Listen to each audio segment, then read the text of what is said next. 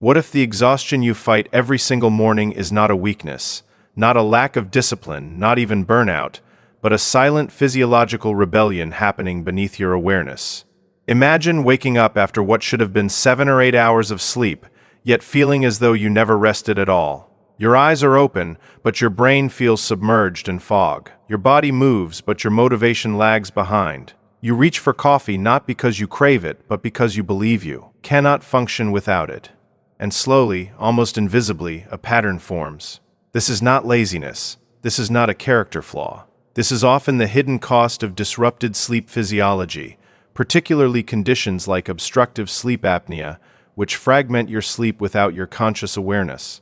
When breathing repeatedly stops during the night, oxygen levels dip, and the brain shifts into survival mode. Instead of cycling naturally through slow-wave sleep and REM sleep, the stage is essential. For neural repair and emotional regulation, the brain is forced into micro-awakenings. You may not remember them, but your nervous system does. The result is a brain that never fully resets. In this state, dopamine pathways that regulate motivation and reward begin to shift. The brain, deprived of restorative sleep, attempts to compensate. It signals for stimulation, for something that will artificially elevate alertness. Caffeine becomes the socially acceptable solution.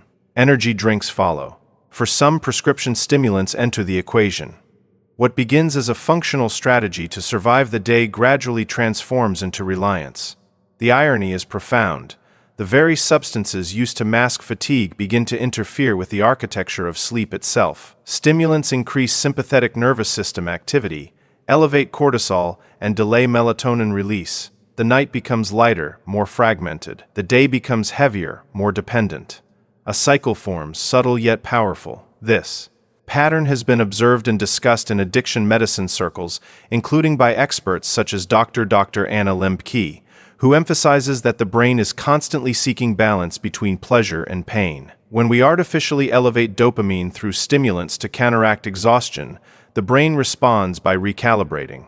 It reduces baseline dopamine tone. What felt like a helpful boost yesterday becomes barely sufficient today. Tolerance develops. The cup of coffee that once created clarity now simply prevents withdrawal like fatigue. The second cup becomes necessary, not optional. Meanwhile, untreated sleep apnea continues its quiet disruption. Oxygen desaturation triggers inflammatory pathways. Sleep fragmentation impairs memory consolidation and executive function. Emotional regulation weakens. Irritability increases. Many individuals misinterpret these changes as depression or lack of drive. They blame themselves. They double down on productivity hacks. They push harder, yet amount of discipline can override a brain that has not been allowed to recover.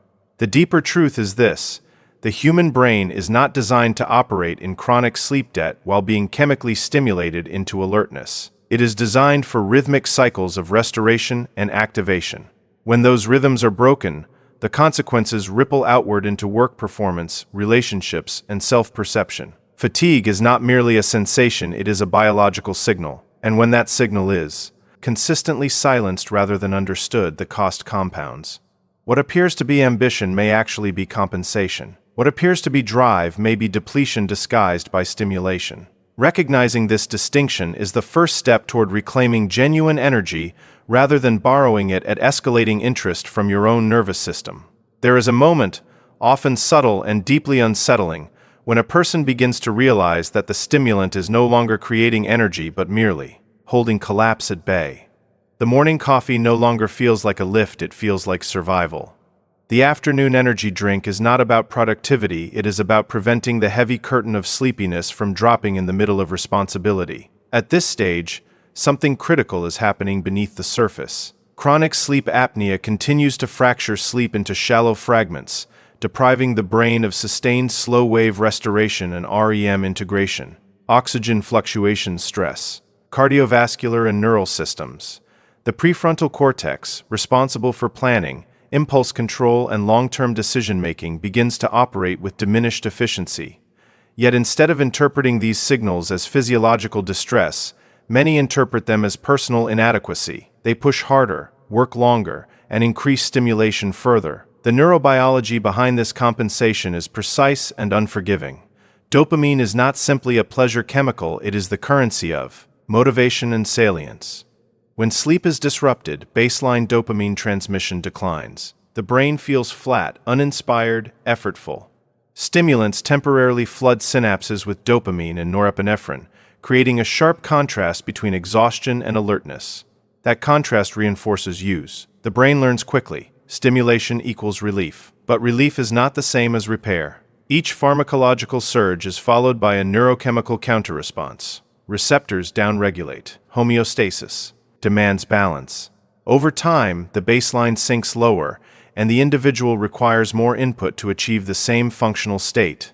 What began as coping quietly shifts toward dependence. Here is where suspense enters the story, because the consequences are not always immediate or dramatic. They accumulate quietly.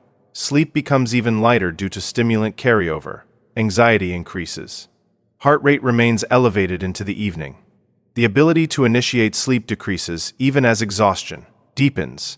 Some individuals begin to add alcohol at night to counteract the stimulants of the day, creating a biochemical tug-of-war that further fragments sleep architecture. The nervous system is pulled between acceleration and sedation, never truly settling into restoration. Cognitive performance declines further. Mood becomes unpredictable. Irritability spills into relationships. Motivation feels increasingly artificial. The most dangerous part of this cycle is that it often looks functional. From the outside, the person may still be meeting deadlines, attending meetings, and maintaining outward productivity.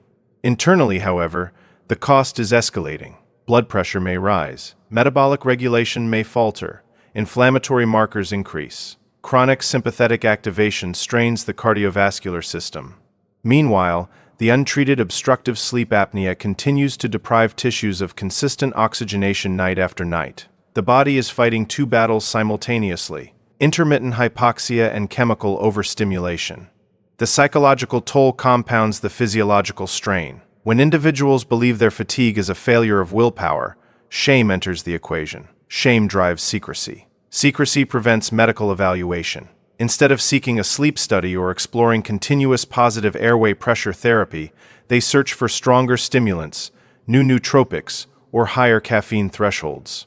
The market offers endless solutions that promise alertness but rarely address the root cause. This is how masking symptoms delays effective treatment. The brain adapts to artificial alertness while the underlying disorder progresses unchecked. At this midpoint, the question becomes unavoidable. What happens if the compensation continues for years? The answer is not dramatic collapse in a single day, but gradual erosion. Erosion of cognitive sharpness. Erosion of emotional resilience. Erosion of authentic motivation. The individual may not notice the slow narrowing of their vitality, but the nervous system keeps score. And unless the cycle is interrupted at its source, the distance between borrowed energy and genuine restoration grows wider with every passing night. The turning point begins with a radical shift in perspective, the willingness to question whether the exhaustion you have been fighting is truly a deficit of character, or instead a signal of disrupted biology demanding attention. When you stop framing fatigue as laziness and start recognizing it as data, everything changes. Obstructive sleep apnea is not merely loud snoring or occasional breath pauses. It is a repetitive collapse of the airway that destabilizes oxygen saturation and fractures sleep architecture dozens or even hundreds of times per night. Slow-wave sleep, the phase responsible for cellular repair and metabolic recalibration, becomes truncated.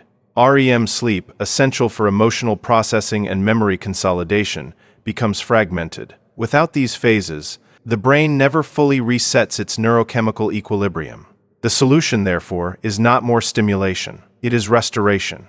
Evidence-based approaches begin with diagnosis. A comprehensive sleep evaluation, often including polysomnography, reveals the frequency of apneic events and the degree of oxygen desaturation. Continuous positive airway pressure therapy, oral appliance therapy, weight management when indicated, positional interventions, and in some cases surgical options directly address airway obstruction. When breathing stabilizes during sleep, oxygen levels normalize. Sleep cycles regain continuity. Dopamine pathways gradually recalibrate toward baseline. Energy returns not as a spike but as a steady state. This difference is profound. Artificial alertness feels urgent and brittle. Restored vitality feels calm and sustainable. Reducing stimulant reliance is a parallel process. Gradual tapering of excessive caffeine or non-prescribed stimulants allows the nervous system to re-establish sensitivity to natural circadian cues. Sleep hygiene practices, including consistent sleep-wake timing, reduction of evening light exposure, and strategic limitation of late-day caffeine, support melatonin regulation. Physical activity during daylight hours enhances slow-wave sleep depth. Cognitive behavioral therapy for insomnia, when coexisting insomnia patterns are present, retrains maladaptive associations with the bed and sleep environment. These interventions are not glamorous. They do not promise instant transformation. Yet they rebuild the foundation upon which cognitive clarity and emotional resilience depend. Philosophically, this process requires humility. It requires admitting that the body cannot be overridden indefinitely without consequence. In a culture that celebrates relentless productivity, choosing rest as a corrective strategy can feel countercultural. However, sustainable achievement is not fueled by chronic sympathetic activation. It is fueled by regulated cycles of stress and recovery. When the brain receives sufficient oxygen, consolidated slow-wave sleep, and intact REM cycles, executive function strengthens. Emotional reactivity decreases.